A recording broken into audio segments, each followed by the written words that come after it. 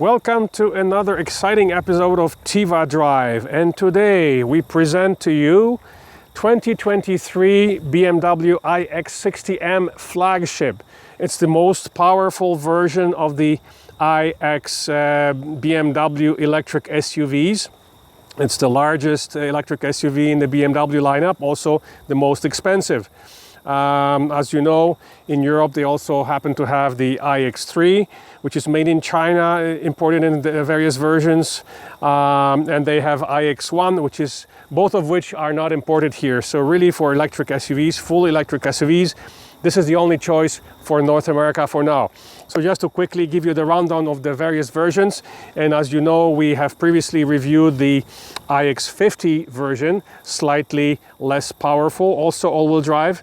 Then you have the base iX40 xDrive with 322 horsepower, followed by the iX50, which we recently reviewed, with 516 horsepower, and then this top-of-the-line version with iX60M. It's an M modified, upgraded car with 610 horsepower. So in terms of the acceleration, the 50 model, which we drove previously, it's about 4.7 seconds from 0 to 100.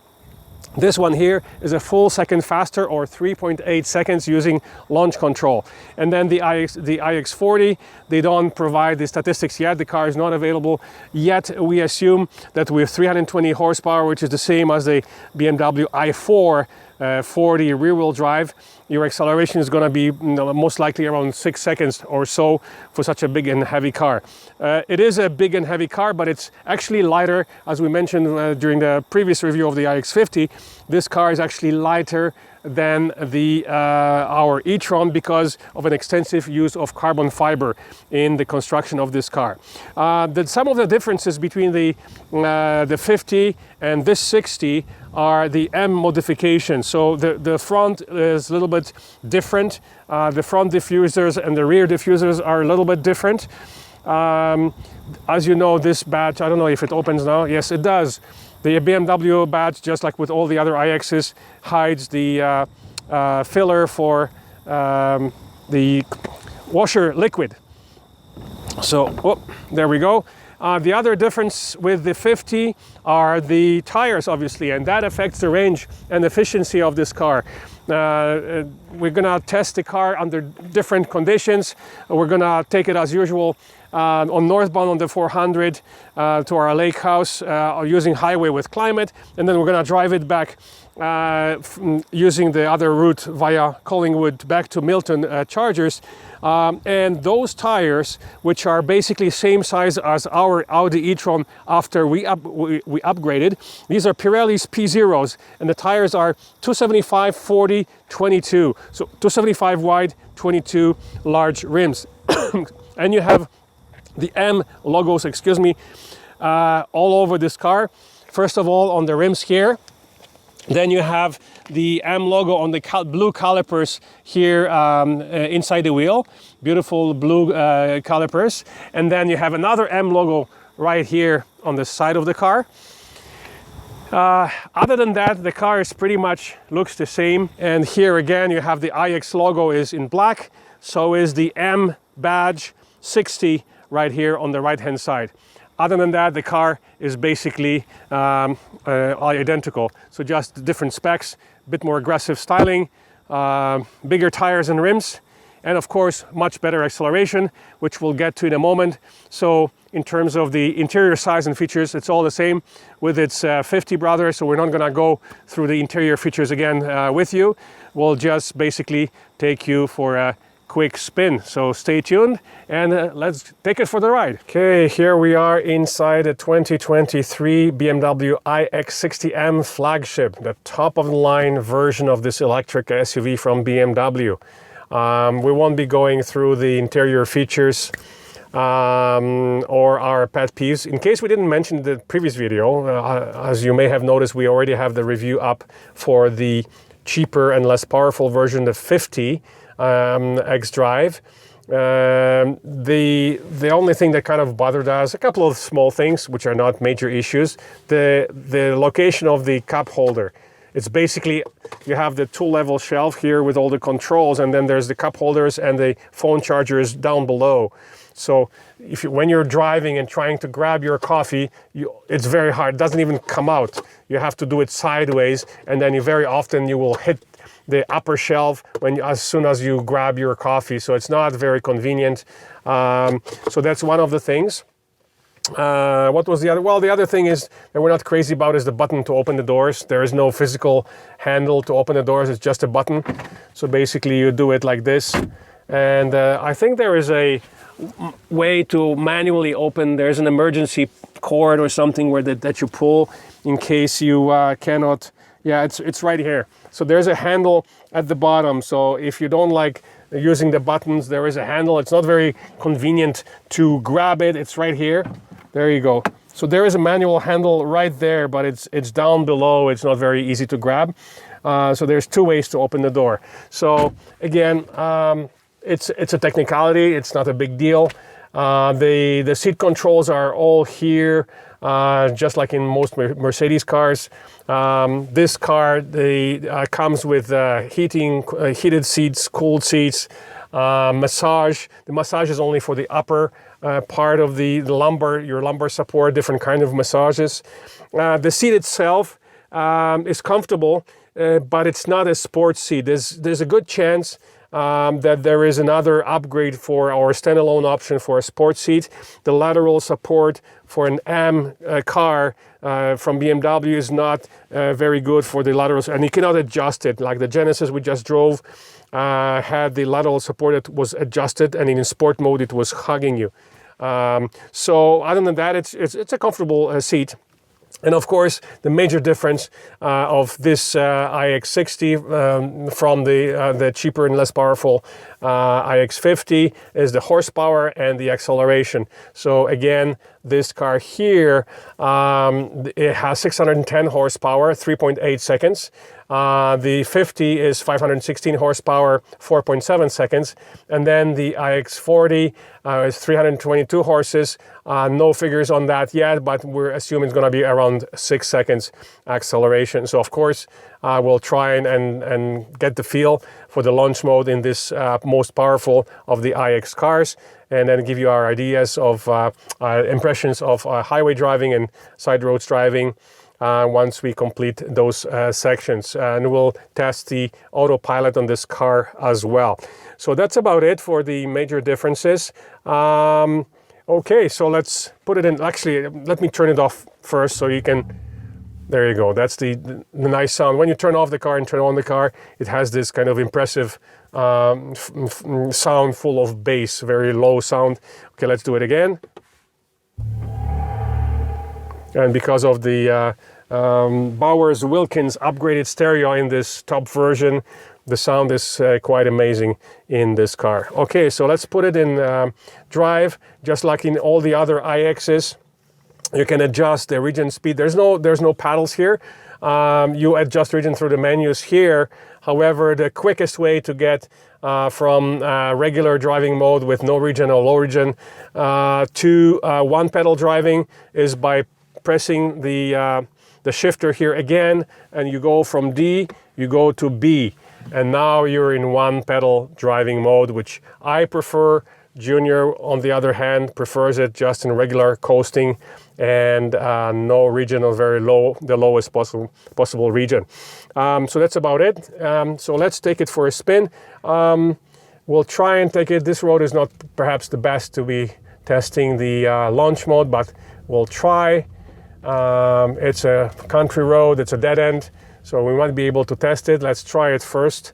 The way the launch mode works in most of the other cars, in Mercedes, Porsche, and Audi, and this BMW likely as well, you press the brake pedal, you basically press the accelerator all the way, and then you let go of the brake pedal. Oh, let me take off my glasses. And let's go. Oh, yes. Woo!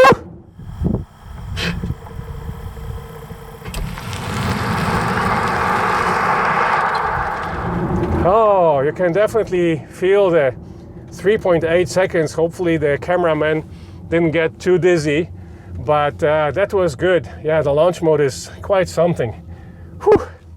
Very exciting. So yeah, so this is how you can tell, you can feel the 610 horsepower of this car. The 3.8 its acceleration is mind-blowing. We recently drove two other cars capable of the same. There was a Genesis GV60, same acceleration speed or statistics under 4 seconds, as well as the Ford Mustang GT Performance. All of these cars, of course, they are substantially cheaper than this car. So this car, as it stands, the 60 version of the iX starts at 120,000 approximately. Then if you don't care about the strong acceleration, if you're okay with 4.7 seconds, then you can go with the 50, which is priced from 92,000 plus options. And then of course the base version, the 40, with only 320 horses, is priced at 82,000. Okay, so let's take it on the highway. Let's try and give you our impressions of the highway driving and the Autopilot. So there we go.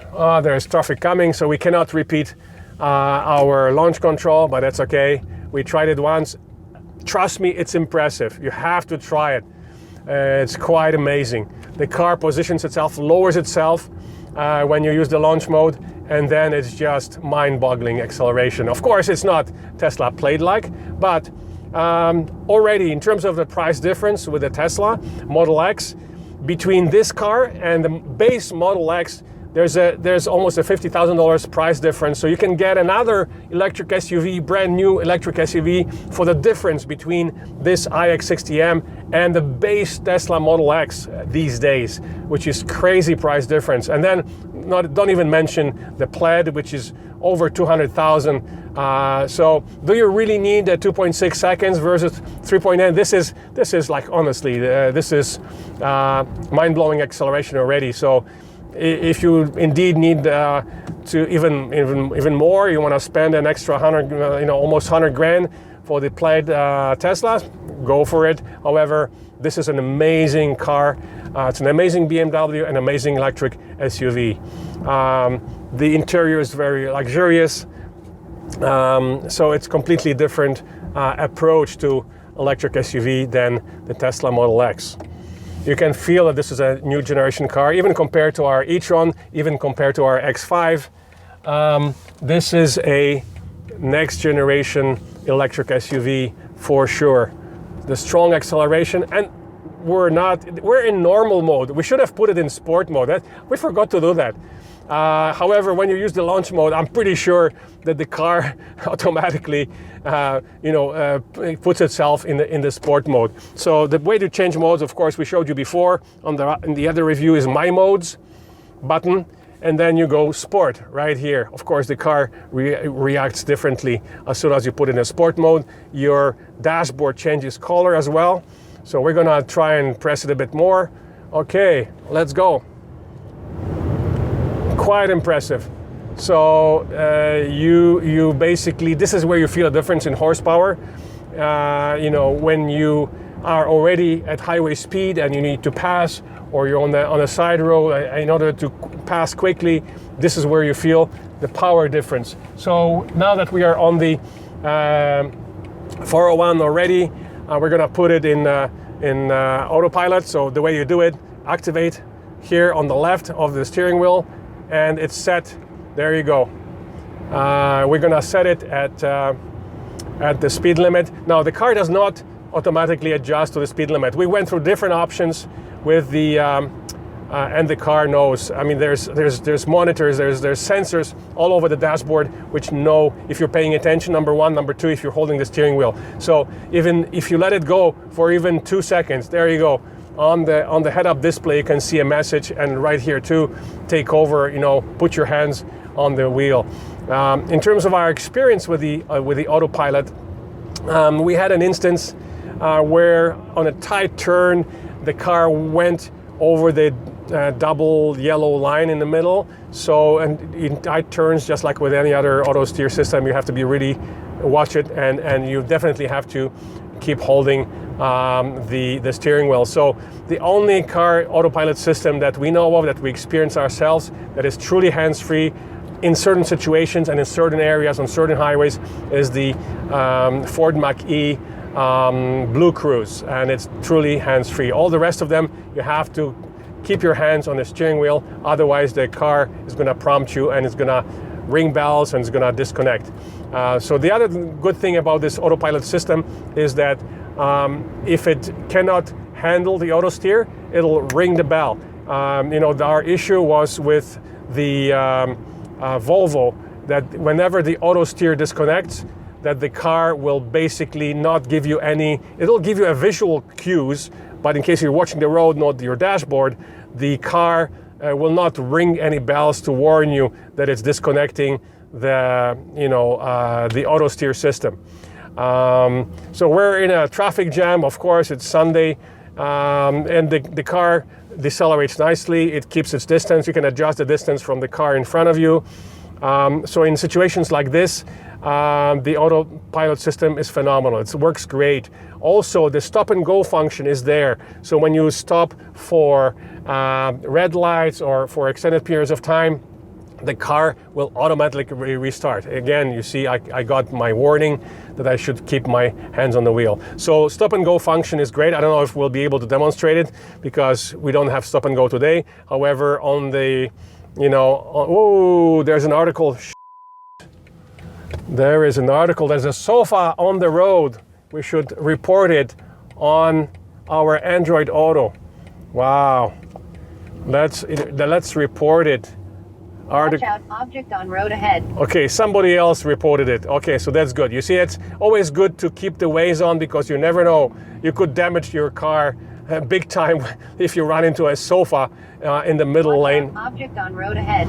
If you run out into an object like this on the road. So Waze is great. That's why we love Android Auto. This car has wireless Android Auto. Some of the other luxury, even electric SUVs had Android Auto, but it was not wireless. So here it is wireless. You can charge your phone wirelessly, although the charging speed is, not very good on the wireless charger, which is right here on the lower shelf. The wireless Android Auto is great. Otherwise, there's USB-C ports that you can plug it into if you want faster charging for your phone. And here we go, it's basically resume. We should resume, and we're totally stopped. So we're gonna demonstrate right now the stop and go function on the highway of this car. Works very well. We'll attempt to see if there is a lane change assist. It's normally a standalone option in BMW, so we're not sure if this car has it. But this car being priced at base 120, as is 140, so it has already a bunch of options. At 140,000, the car should really have the lane change assist. There's a truck coming behind us, so I'm not gonna be, see? Oh, red lights everywhere because I wasn't holding the steering wheel.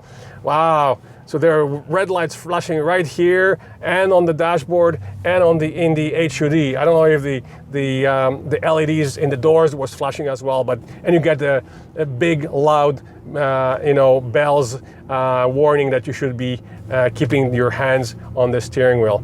So let's see if we can attempt a automatic lane change, but there's like huge traffic jam everywhere, so I don't think we'll be able to do it.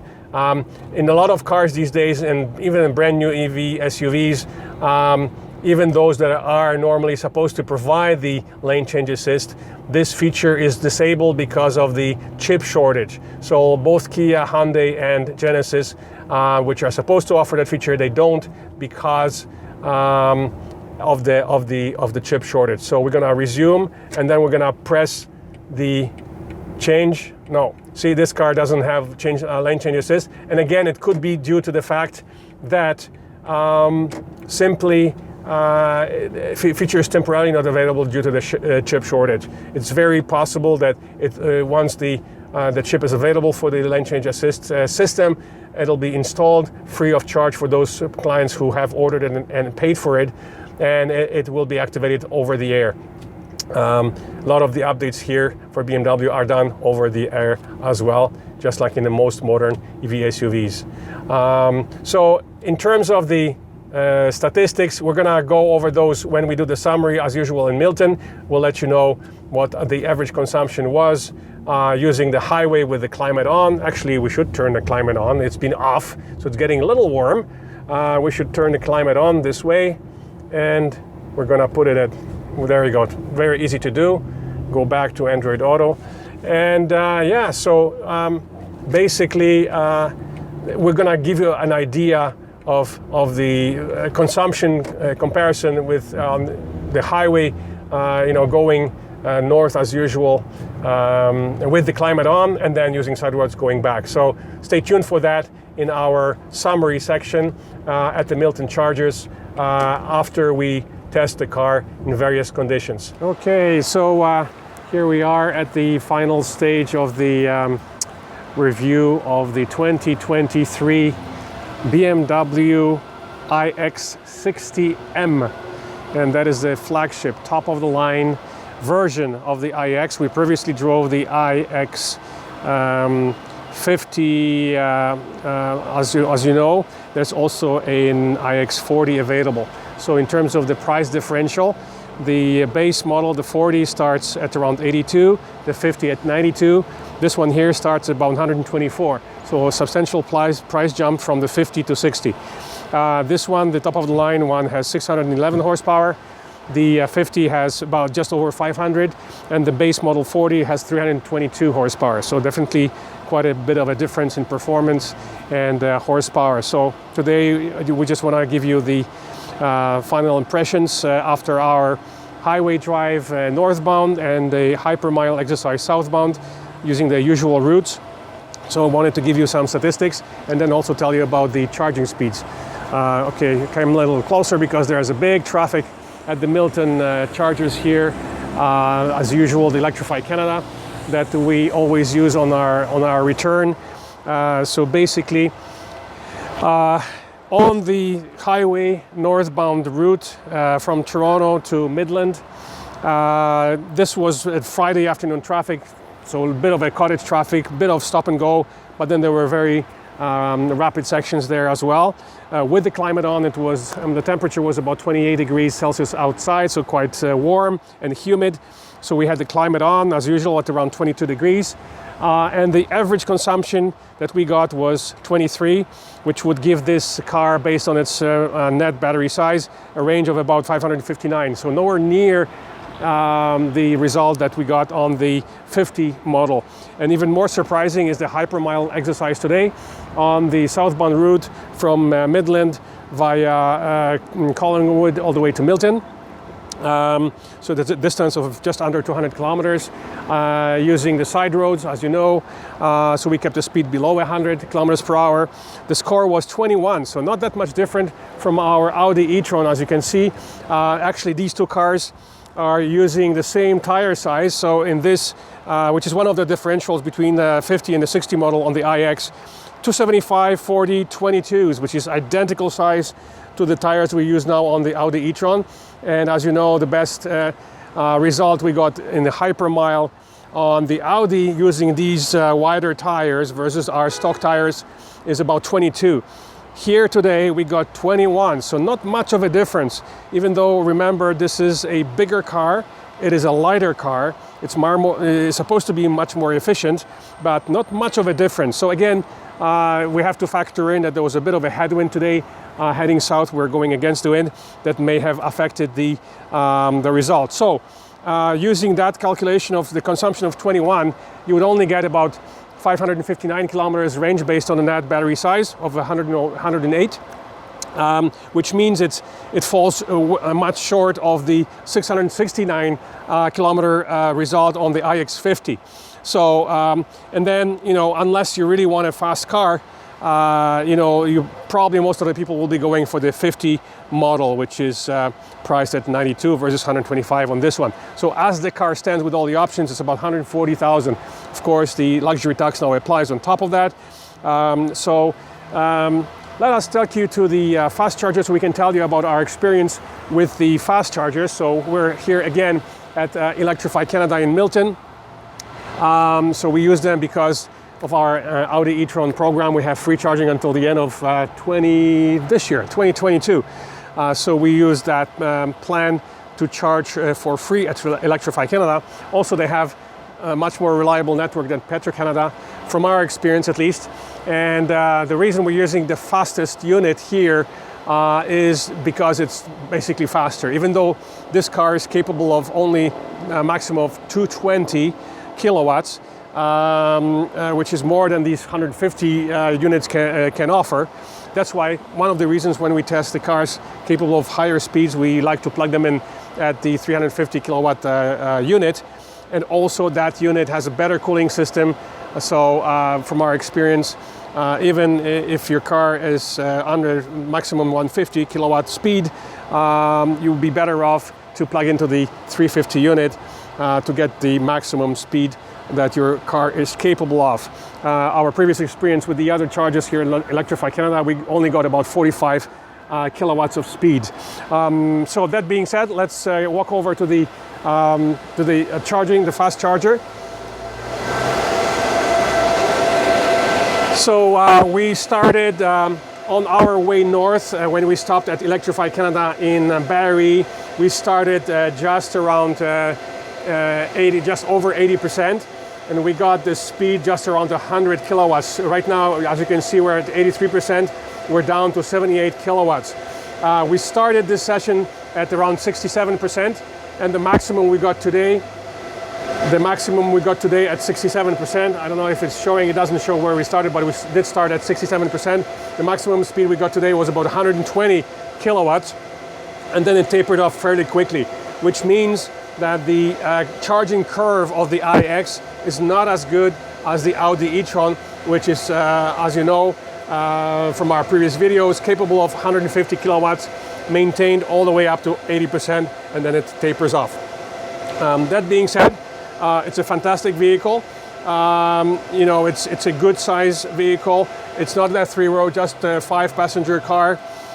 Size-wise, it's slightly taller than our e-tron. It's slightly lower than our X5. So the X5 drivers, when you switch to the iX, you'll notice that your driving position is lower than the X5. But it is a phenomenal alternative to the X5 plug-in hybrid for those who are comfortable going with the full electric car. So that's about it for our consumption comparison and the fast charging experiences on this car.